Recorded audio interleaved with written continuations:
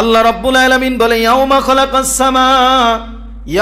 খালাকাস সামাওয়াতি ওয়াল আরদ, আমি আল্লাহ পাক যেদিন সামা আসমান সৃষ্টি করেছিলাম, ওয়াল আরদ জমিন সৃষ্টি করেছিলাম, ওই দিনই মিনহা আরবাতুন হুরুম, 4টি সম্মানিত মাসও তোমাদের জন্য সৃষ্টি করেছি। আল্লাহ পাকের গণনায় 12টি মাসের ভিতরে সম্মানিত মাস কয়টি? এই 4টি মাসকে বিশ্বনবী বলতেছে, উম্মতেরা তোমরা গুরুত্ব এবং তাৎপর্যের ভিতর দিয়ে 4টি মাসকে অতিবাহিত করবা। এর ভিতরে রজব মাস হলো তোমাদের জন্য প্রথম। বিশ্বনবী আমাদেরকে বলেন, উম্মতেরা শোনো, আল্লাহুম্মা বারিক লানা ফি রজব ওয়া শাবান ওয়া বাল্লিগনা রমাদান। আল্লাহ পাকের কাছে দোয়া করো উম্মত, রবকে ডাক দেয়া বলো, রব্বুল আলামিন আল্লাহুম্মা বারিক লানা ফি রজব ওয়া শাবান, হে আল্লাহ আপনি আমাদেরকে রজব এবং শাবানের পরিপূর্ণ বরকত দান করেন। অবাল্লিগনা রমাদান, রমজান পর্যন্ত আমাদের হায়াতকে বৃদ্ধি করে দেন। বিশ্বনবী বলে, উম্মত দোয়া করো, আল্লাহ রাব্বুল আলামিন তোমার দোয়া কখন কবুল করবে তুমি নিজেও জানো না। উদউনি আস্তাজিব লাকুম, যদি কোনো মানুষ আল্লাহ পাকের কাছে দোয়া করে, রব্বুল আলামিন কথা দিয়েছেন ওই বান্দা এবং বান্দির দোয়া আল্লাহ পাক কবুল করে নেন। যে কোনো দোয়া করি না কেন সকল দোয়াগুলো আল্লাহ পাক কবুল করে নেন। প্রশ্ন করতে পারেন, হুজুর দোয়া কবুল হলে ফলাফল পাই না কেন? আল্লাহ রাব্বুল আলামিন বলে, বান্দারে সব দোয়াই তোমার জন্য কবুল করে নিলাম, কিন্তু যেই দোয়াটা তোমার জন্য পার্থিব জীবনে কল্যাণকর হবে ওইটার সফলতাই কেবলমাত্র তুমি পাইবা। আর দুনিয়াবি জিন্দেগির ভিতরে এমন একটা দোয়া তুমি করলা যেই দোয়াটা তোমার জন্য কল্যাণকর নয়, যেই দোয়াটা পার্থিব জীবনে তোমার জন্য সামঞ্জস্যপূর্ণ নয়, ওই দোয়াটা আমি আল্লাহ কবুল করে তোমার জন্য বাজেট করে রেখে দিই। কিয়ামত পার হয়ে জান্নাতের ভিতরে যখন যাইবা, জান্নাতে গিয়া তোমার মনের মাকসাদ পূরণ হয়ে যাবে। সব দোয়া আল্লাহ কবুল করে। আপনি দুনিয়ার জিন্দেগিতে যা আল্লাহর কাছে দোয়া করি, নেককার যত তামান্না আল্লাহর কাছে পেশ করি, সব দোয়াই কবুল করেন কে? আল্লাহ। কিন্তু সেটার ফলাফল কিছু দুনিয়াতে আসে আর কিছু বাকি থাকে। বাকি কেন থাকে? ওই দোয়াটা যেটা আমি করছি ওইটা আমি না বুঝাই করছি, কিন্তু আল্লাহ পাক তো বোঝে। আল্লাহ পাক মানুষের কল্যাণ বোঝে না? বোঝে বিধায় আমার আপনার কল্যাণ সাধনে আল্লাহ পাক সেটা বাকি রাখেন, সেটা জান্নাতের ভিতরে দিয়ে দিবেন। সুবহানাল্লাহ। তাহলে আল্লাহ পাকের কাছে রজব মাসে 1 নাম্বার কাজ হলো দোয়া করা। আল্লাহ আপনি আমাকে রজব এবং শাবানের বরকত দান করেন, আর পৌঁছে দেন কোন পর্যন্ত? রমজান পর্যন্ত। রমজান পাওয়া মানে কি? আমি একটা খুশনসিবওয়ালা বান্দা, আমি একটা খুশনসিবওয়ালা বান্দি, আমি আল্লাহ পাকের পছন্দিদা মানুষ, যে আল্লাহ পাক আমার দোয়া কবুল করছে বিদায় রমজান পর্যন্ত হায়াতকে বাড়ায় দিছে। সুবহানাল্লাহ, সুবহানাল্লাহ। এই আশাবাদ যারা ব্যক্ত করে আল্লাহর কাছে দোয়া করবে তাদের প্রস্তুতি একরকম থাকবে, আর যাদের ভিতরে এরকম তামান্না নাই তাদের প্রস্তুতি আবার আরেক রকম থাকবে। যারা আল্লাহ পাকের কাছে এই জিনিসটা চায়, আপনি আমাকে রহমতের মাস পর্যন্ত পৌঁছায় দেন, মাগফিরাতের মাস পর্যন্ত পৌঁছায় দেন, নাজাতের মাস পর্যন্ত পৌঁছায় দেন, তাদের প্রস্তুতি থাকবে অন্যরকম। কেমন প্রস্তুতি থাকবে? সে এই রজব মাস সম্মানিত মাস হিসাবে রজবে যা করণীয় তা করবে, যা বর্জনীয় তা বর্জন করবে। যার দিলের তামান্না এটা যে আপনি রজব আর শাবানের বরকত দান করে রমজান পর্যন্ত পৌঁছে দেন, তার আমল আখলাক, তবিয়ত, মুআমালা, মুআশারাত এই রজব থেকেই পরিবর্তন হওয়া শুরু হবে। আর যার দিল কি তামান্না এরকম না, সেও রজব মাস থেকে প্রস্তুতি নিবে। কেমন প্রস্তুতি নিবে? লোকলজ্জার আড়ালে, মানুষের কটুতা কথা থেকে নিজেকে বাঁচাতে, সামাজিক দায়বদ্ধতা এড়াতে সে নিজেকে একটু ফিট করবে। কিভাবে? সে ডাক্তারখানায় গিয়ে চেক আপ করাবে, চেক আপ করায় ডাক্তারের কাছ থেকে লেখা নিয়ে আসবে যে আগামী 2-3 মাস তুমি তোমার পেটকে অনাহারে রাখতে পারবা না, সকালে ডিম দুধ, দুপুরবেলায় এইটা সেটা, রাত্রিবেলায় এইটা সেটা খাইয়া তারপরে তোমাকে আগামী কয়েক মাস থাকতে হবে। এরকম কাজও মানুষ করতে পারে বা করছে, এর প্রমাণও আছে। সব কিছু ঠিক আছে, বিশাল এক হাস্তি, দেহ মোবারক বিশাল বড়, কোনো সমস্যা নাই, কিন্তু আল্লাহর বান্দা রমজান মাসে রোজা রাখতে পারে না। আছে না না এরকম মানুষ? রোজা রাখতে পারে না, কয় আমি হুজুর পারি না। কেন পারো না? কয় কিল লেগে যে পারি না তাই তো বুঝি না। হ্যাঁ পারে না, কি সুন্দর করে বলতেছে আমি রোজা রাখতে পারি না। এদেরও প্রস্তুতি এরকম, তারা কিভাবে দুনিয়ার মানুষকে ফাঁকি দিবে, পরিবারের লোকজনকে ফাঁকি দিবে, সমাজকে ফাঁকি দিবে। দুনিয়ার সবাইকে ফাঁকি দিতে পারলেও ফাঁকি কি তাকে দেওয়া যাবে যিনি আমলনামা সবসময় অবজারভেশন করতেছে, যিনি সবসময় আমাদেরকে তার অবলোকনের ভিতরে রেখেছে? তাকে ফাঁকি দেওয়া কি সম্ভব? তাকে তো ফাঁকি দিতে পারবেন না। তাহলে দুনিয়ার মানুষকে ফাঁকি দিয়া আল্লাহর কাছে ধরা থেকে কোনো লাভ নাই। প্রস্তুতি আপনার রমজান মাস থেকে এরকম হবে, রজব থেকে শুরু হবে যে আপনি রজব, শাবান আর বরকতের পুরা প্যাকেজটাই আপনি আল্লাহর কাছ থেকে নিতে চান। তাই আপনার প্রস্তুতি কেমন হবে? আল্লাহ পাক বলে, সেই জন্য রমজানের আগে তোমাদের জন্য রজবের ব্যবস্থা করেছি। কোন মাসের? রজব মাসের ব্যবস্থা করেছি। বিশ্বনবী বলে, বান্দারে শোনো, ও আমার উম্মতেরা, 4টি মাস আল্লাহ পাক তোমাদের ভিতরে বিতরণ করেছে। 12টি মাস আল্লাহ পাকের গণনায় আসমান এবং জমিন যেই দিন আল্লাহ পাক সৃষ্টি করেছেন সেই দিন 12টি মাস আল্লাহ পাক বানাইছেন। ইন্না ইদ্দাতাশ শুহুরি ইনদাল্লাহি 12 শাহরান ফি কিতাবিল্লাহ ইয়াওমা খালাকাস সামাওয়াতি ওয়াল আরদ। আল্লাহ রাব্বুল আলামিন বলে, ইয়াওমা খালাকাস সামাওয়াতি ওয়াল আরদ, আমি আল্লাহ পাক যেদিন সামা আসমান সৃষ্টি করেছিলাম, ওয়াল আরদ জমিন সৃষ্টি করেছিলাম, ওই দিনই মিনহা আরবাতুন হুরুম, 4টি সম্মানিত মাসও তোমাদের জন্য সৃষ্টি করেছি। আল্লাহ পাকের গণনায় 12টি মাসের ভিতরে সম্মানিত মাস কয়টি? এই 4টি মাসকে বিশ্বনবী বলতেছে, উম্মতেরা তোমরা গুরুত্ব এবং তাৎপর্যের ভিতর দিয়ে 4টি মাসকে অতিবাহিত করবা। এর ভিতরে রজব মাস হলো তোমাদের জন্য প্রথম। রজব মাস তোমাদের ভিতরে প্রথম। রজব মাস কিভাবে কাটাইবা, সম্মানিত মাসের সম্মান কিভাবে রক্ষা করবা, আল্লাহ রাব্বুল আলামিন বান্দাদেরকে বলে দিয়েছেন, বান্দারা সম্মানিত মাসের ভিতরে আমি আল্লাহ পাক সম্মান রক্ষা করার জন্য যা যা করণীয় তা তা তোমাদের ভিতরে বাতলিয়ে দিয়েছি।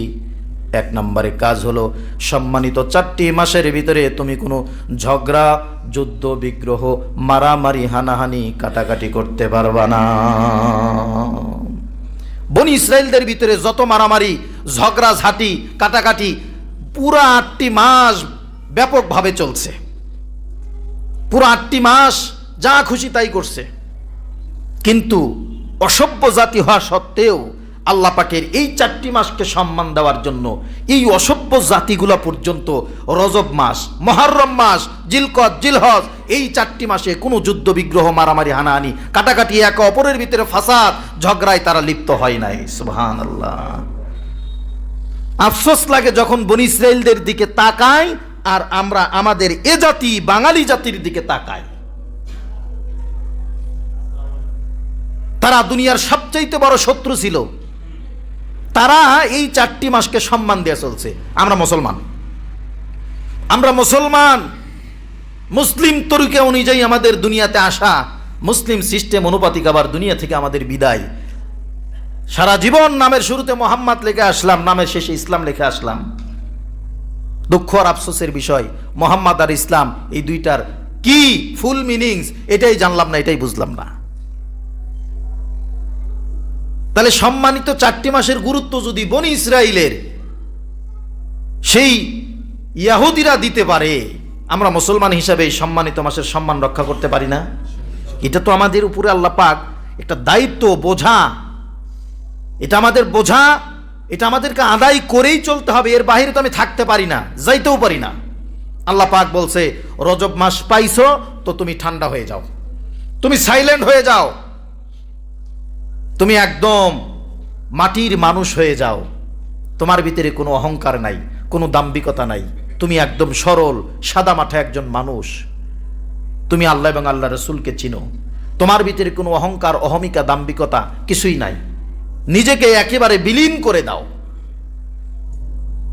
অথচ এই রজব মাস এখনো মানুষের মামলা মোকদ্দমা চলে কিনা? চলে না?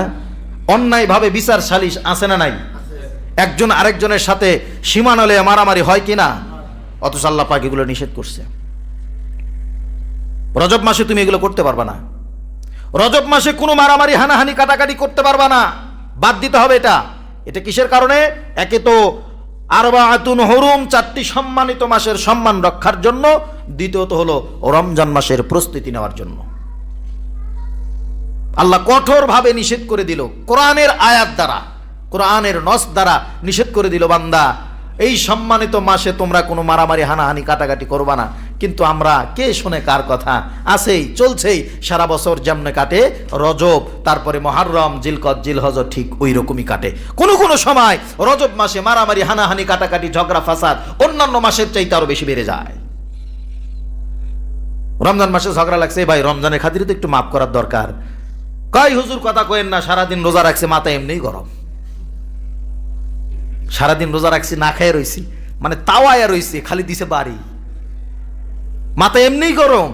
অথচ আল্লাহ পাক বলছে, বান্দা এই রমজান মাসে রোজা রাইখা তোমার ধৈর্যের পরীক্ষা চলছে। আর আমরা সেটার দোহাই দিয়া মারামারি আরো চেপায়ে দিই বেশি করে। তাহলে রজব মাসের শিক্ষা, রজব মাসের সম্মান আমাদের রক্ষা করতে হলে এই মাসে কোনো কথা কাটাকাটি, তর্কাতর্কির ভিতরেও আমাদেরকে যাওয়া যাবে না। কোনো ফাসাদ চলবে না, কোনো দাঙ্গামা চলবে না। সব কিছু বন্ধ করে দিয়ে একে অপরের প্রতি সৌহার্দ্য, সম্প্রীতি আর ভ্রাতৃত্বের বন্ধনের নতুন এক দৃষ্টান্ত কায়েম করতে হবে আমাদেরকে। তবেই এই রজব মাসের সম্মান রক্ষা হবে। তাহলে আল্লাহ পাক রমজান মাসের আগে রজব দিয়ে আমাদেরকে বুঝাইলো, বান্দা রজব মাসেই তুমি সংযম শুরু করে দাও, নিজেকে কন্ট্রোলিং করা শুরু করে দাও। তুমি একজন মানুষ তোমার সাথে ঝগড়া করতে আসলেও তুমি তার সাথে ঝগড়া করবা না, আসসালামু আলাইকুম বলে তার কাছ থেকে চলে আসবা। তাতে দুনিয়াবাসী, সমাজবাসী, আশপাশের লোকজন তোমাকে যা খুশি তাই বলুক, তুমি সালাম বিনিময় করে চলে আসো, তার সাথে ঝগড়ায় লিপ্ত হয়েও না। এটা এই মাসের সম্মান। আর এর দ্বারা কি হবে? একটা কন্ট্রোলিং এর সীমাবদ্ধতা আমার ভিতরে তৈয়ার হবে। এর মাধ্যমে রমজান মাসের পরিপূর্ণ হক আদায় করে পুরা 30টা রোজা আমি আদায় করতে পারবো। আমি এখান থেকে ট্রেনিং নিলাম 2 মাস আগের থেকে। এখন রমজান মাসে রোজা অবস্থায় আমাকে কেউ একটা বকা দিয়েছে, গালি দিয়েছে, আমি তার উপরে খেপাও হব না, চড়াও হব না, কারণ আমার ট্রেনিং আগের থেকে নেওয়া আছে। আমাকে কেউ গালি দিলে আমি তাকে সালাম দিয়ে চলে আসব। আমার রোজাটা একেবারে সুন্দর হবে, পরিপূর্ণ হবে। এজন্যই আল্লাহ রাব্বুল আলামিন বলতেছে, ইন্না ইদ্দাতাশ শুহুরি ইনদাল্লাহি 12 শাহরান ফি কিতাবিল্লাহ। আমি আল্লাহর গণনায় 12টি মাসের ভিতরে 4টি মাস তোমাদের ভিতরে সম্মানিত। এর ভিতরে রজব মাস তোমাদের জন্য রেখে দিয়েছি। রমজানের আগে রজব যারা পেল তারা যেন এই মাসের সম্মান আদায় করার লক্ষ্যে নিজেদের ভিতরে, সমাজের ভিতরে, দেশের ভিতরে সকল ধরনের মারামারি, হানাহানি, কাটাকাটি থেকে নিজেদেরকে বিরত রাখে। তাহলে আমরা সকল ধরনের ফাসাদ থেকে নিজেদেরকে মুক্ত করার মধ্য দিয়েই রজব মাসের সম্মান রক্ষা করে প্রথম নাম্বার আমল করব। পারবো তো ইনশাল্লাহ? পারবো ইনশাল্লাহ? এরপরে যারা রজব মাসের ভিতরে নিজেদের ভিতরে যেই সকল অতীতের ঝগড়া, কলহ, বিদ্বেষ ছিল, ওই সকল ঝগড়া, কলহ, বিদ্বেষগুলো মিটিয়ে একে অপরের সাথে মিলমিশ হয়ে যেতে পারবে। আমার ভিতরে আর বন্ধুর ভিতরে অতীতের বিভিন্ন দিনের, অনেক দিন পূর্বের মারামারি, অনেক দিনের পূর্বের টাকা পয়সা নিয়ে হানাহানির ভিতর দিয়ে আমাদের সম্পর্কের ভিতরে একটা ফাটল। বিশ্বনবী বলে, উম্মতেরা রমজান মাসের উসিলা করে রজবের খাতিরে যারা নিজেদের ভিতরে সকল বিদ্বেষ, সকল হিংসা, সকল অহংকার, সকল দাম্ভিকতা মিটিয়ে একে অপরের সাথে ভ্রাতৃত্বের বন্ধন কায়েম করতে পারবা, আমি আল্লাহ কিয়ামতের দিন তোমাদের জন্য নাজাতের পথ আসান করে দিব। মানে অতীতের ঝগড়া আমার সাথে আমার বন্ধুর থাকতে পারে, আমার ভাইয়ের থাকতে পারে, আমার পিতার থাকতে পারে, আমার বোনের থাকতে পারে, পাড়া প্রতিবেশীর থাকতে পারে, সেই সকল ঝগড়া কলহ এই মাসে মিটিয়ে ফেলব। প্রথম নাম্বার কথা, ঝগড়া করবই না। দ্বিতীয় নম্বর কথা হলো, যা ছিল পূর্বে সেগুলো কি করব? মিটিয়ে ফেলবো। ঝগড়া বিদ্বেষ ছাড়া কোন মানুষ আছে নাকি? কারুর না কারুর সাথে তো আপনার কথা বন্ধ হয়ে আছে। যেখানে কারণ ছাড়া আপনি 3 দিন পর্যন্ত কথা বলা বন্ধ রাখতে পারেন না। কোন একটা কিছু হয়েছে তো 3 দিন পর্যন্ত তাকে রাগ দেখান, তারপর আবার কথা বলতে হবে। এটা মুমিনের হক, মুসলমানের হক। আপনি আর কথা বন্ধ রাখতে পারবেন না। 3 দিনের পরে 4th দিনের মাথায় আপনি দেখে তাকে সালাম দেবেন, ভালো মন্দ জিজ্ঞেস করবেন, মুসলমানের হক যেটা সেটা আদায় করবেন। আর আপনি সামান্য কয়টা টাকা নিয়া, সামান্য কিছু খাবার নিয়া, সামান্য কিছু সম্পর্ক নিয়া বছরের পর বছর, মাসের পর মাস কেটে যাচ্ছে, একে অপরের গায়ের সাথে গা ধাক্কা লাগে, কিন্তু কেউ কারোর সাথে কথা বলে না। আছে না নাই? নিজেদের ভিতরে রক্তের সম্পর্কের ভিতরে এরকম আছে। বোন ভাইয়ের হক পায় নাই, বাবার হক ভাইয়ের কাছ থেকে পায় নাই, ভাই বোনের হক বুঝে দেয় নাই। এখন ভাগনা ভাগ্নি রাস্তায় হাইটা যায়, মামারে দেখেও না দেখার ভান করে চলে যায়। আছে না নাই? ভাই ভাইয়েরটা জোর করে খাইতেছে, সম্পর্কের ভিতরে ফাটল। একই বাড়িতে থাকে, সকালবেলা উঠলেই মুখ দেখা দেখি হয়, কিন্তু কেউ কারোর সাথে কথা বলে না। এরকম সম্পর্ক আছে না নাই? পিতা পুত্রের ভিতরে এরকম সম্পর্ক। পিতা খালি পুত্র জন্ম দিয়েছে, পুত্র থাকে অন্য জায়গায়, পিতা থেকে আরেক জায়গায়, কিন্তু মাসের পর মাস যায়, বছরের পর বছর যায়, হাই হ্যালো পর্যন্ত তাদের ভিতরে হয় না, দেখা সাক্ষাৎ তো দূরের কথা। এরকম সম্পর্ক পিতা পুত্রের ভিতরে আছে না নাই? আহা, হিসাব দিয়ে তো ছোটার কোনো উপায় নেই, কোনো উপায় নেই। এই সম্পর্ক ছেদ নিয়ে আপনি ইন্তেকাল করবেন আর সোজা জান্নাতের দিকে রওনা করবেন, অসম্ভব। এই জন্য রজবের খাতিরে, রজবের সম্মানের খাতিরে আমাদের অতীতের যেই সকল ঝগড়া বিদ্বেষ কলহগুলো আমাদের ভিতরে আছে, সামাজিকভাবে, পারিবারিকভাবে, ব্যক্তিগতভাবে সব কিছু মিটায় ফেলবো ইনশাল্লাহ। পারা যাবে না? এই রজবের খাতিরে, রজবের সম্মানের খাতিরে পারবো তো ইনশাল্লাহ। এরপরে বিশ্বনবী বলে, রমজানের ভিতরে, রমজানের পূর্বে শাবান, শাবানের পূর্বে রজব, এই রজব মাসের আমল সম্পর্কে উম্মতেরা তোমাদের ভিতরে বলে দিতে চাই। আমার সাহাবায়ে কেরামরা যেই আমলগুলো বেশি বেশি করেছিল, সেই আমলগুলো হলো নফল ইবাদত। নফল ইবাদতের পাল্লা আপনি ভারী করবেন এই রজব মাসে। আপনি শুধু ফজরের নামাজ আর ফজরের সুন্নত পড়তেন, এখন ফজর পরে আপনি আওয়াবিন, ইশরাক এগুলো পড়ে নেবেন। মাগরিবের পরে চাষতের নামাজও আপনি পড়ে নেবেন। আপনি আগে আসরের আগে কখনোই 4 রাকাত সুন্নত পড়েন নাই, 2 রাকাত পড়েন নাই, কিন্তু এখন আসরের পূর্বে আপনি 2-4 রাকাত সুন্নত নামাজ পড়ে নেবেন। মানে নফল একটু ত্বরান্বিত করতে হবে, বাড়ায় দিতে হবে। সুবহানাল্লাহ, আলহামদুলিল্লাহ আপনি বলতেন না এমনি সময়, কিন্তু এই রজব মাস আসার কারণে রজবের নফলের পাল্লা ভারী করার জন্য আপনি সুবহানাল্লাহ আলহামদুলিল্লাহ জিকির আপনার মুখে লেগেই থাকবে। এগুলো কি টাকাটা কিনতে হবে? আপনি মুখে মুখে বলতে থাকবেন সুবহানাল্লাহ আলহামদুলিল্লাহ, আল্লাহু আকবার, সুবহানাল্লাহি বিহামদিহি, সুবহানাল্লাহিল আযীম, আস্তাগফিরুল্লাহ, আস্তাগফিরুল্লাহ। এগুলো তো সবাই জানি না? সাল্লাল্লাহু আলাইহি ওয়াসাল্লাম, এই দরুদ শরীফগুলো মাঝে মধ্যে পড়বেন। নফল ইবাদত যত আছে, কোরআন শরীফ যারা তেলাওয়াত করেন, করতে পারেন, কিন্তু বছরে একবারও কোরআনটা হাতে নিয়ে দেখেন না, হাতে ছুঁয়েও দেখেন না, কোরআন আপনাকে অভিশাপ দিচ্ছে। কোরআনের অভিশাপ থেকে বাঁচার জন্য 1 লাইন পারেন, আধা লাইন পারেন, 1 পৃষ্ঠা পারেন, হাফ পৃষ্ঠা পারেন, আপনি এই রজব মাসে রজবের সম্মান রক্ষার্থে আপনি আমল নামা, আপনার নফল আমল নামা ভারী করার জন্য আপনি কোরআন তেলাওয়াত করবেন। যারা কোরআন তেলাওয়াত করতে পারেন না, শেখার চেষ্টা করবেন। শিখতে গেলে শরম লাগে, কোরআনটা নিয়ে বুকে জড়ায় ধরবেন, চুমা খাবেন, চোখে লাগাইবেন, মুখে লাগাইবেন, কপালে লাগাইবেন, আর বলবেন আল্লাহ আমি তো পড়তে পারি না, আমি তো পড়তে পারি না, আমি চেষ্টা করছি পারি না, এখন শরমের কারণে কার কাছে যাইতেও পারি না। আল্লাহ তুমি আমার শরম ছুটিয়ে দাও আর আমাকে দিনের জন্য কবুল করে নাও। পারা যাবে না? কোরআন শরীফ মানে কয়েকটা জিনিস আছে, তাকায় থাকলেও আল্লাহ পাক নেকি দিতেই থাকে। সুবহানাল্লাহ। এর ভিতরে একটা হলো কাবা ঘর, বাইতুল্লাহ শরীফের দিকে তাকায় থাকলেও আপনাকে আল্লাহ পাক সওয়াব দিতেই থাকবে। সুবহানাল্লাহ। পিতা মাতার দিকে নেক নজরে যদি তাকায় থাকেন, আল্লাহ পাক সওয়াব দিতেই থাকবে। সুবহানাল্লাহ।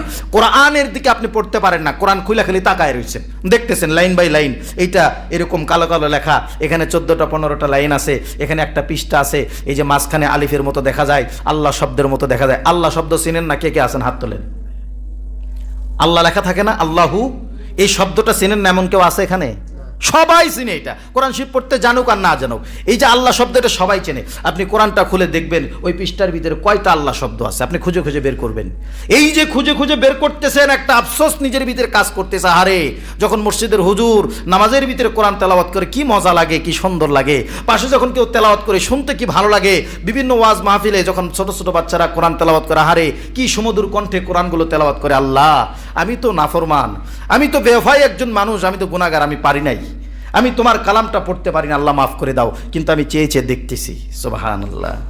আপনি যে চেয়ে চেয়ে আফসোস ভরা অন্তর নিয়ে কোরআনের পৃষ্ঠা বাই পৃষ্ঠা দেখতেছেন, বিশ্বনবী বলে এই আফসোস নিয়ে দেখার কারণে পড়ার সমতুল্য সব তোমার আমলনামায় চলে যাবে। পারবো না? এটা তো পারবো নাকি?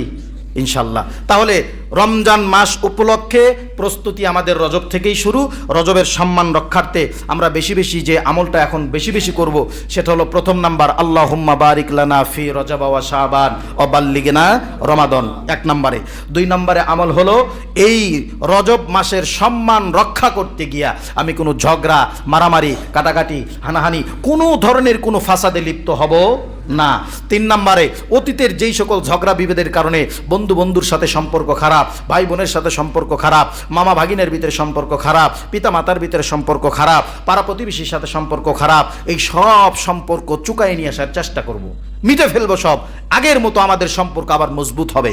এটা 3 নম্বর আমল। 4 নম্বর আমল কি? বেশি বেশি করে নফল ইবাদত করা। এই নফল ইবাদতের ভিতরে নফল নামাজ হইতে পারে, দান সদকা হইতে পারে, কাউকে সুন্নত তরিকায় খাওয়ানো হইতে পারে, এরপরে কোরআন তেলাওয়াত হইতে পারে, বিভিন্নভাবে আপনি নফল ইবাদতগুলো করতে পারেন। আল্লাহ পাক আমাদের প্রত্যেককেই রজবের সম্মান রক্ষা করে রমজানের প্রস্তুতি নেওয়ার তৌফিক দান করুক। সকলে বলি আমিন।